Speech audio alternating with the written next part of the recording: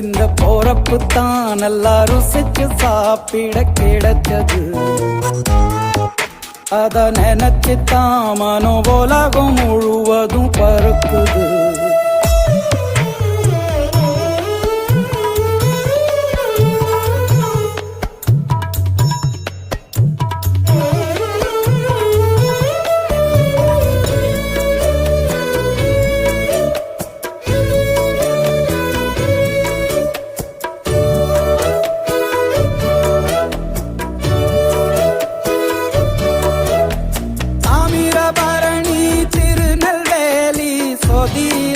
ஒரு தனி ருசி வைகையில் பிடிச்ச ஐர மீன் குழம்புக்கு ஒரு தனி ருசி.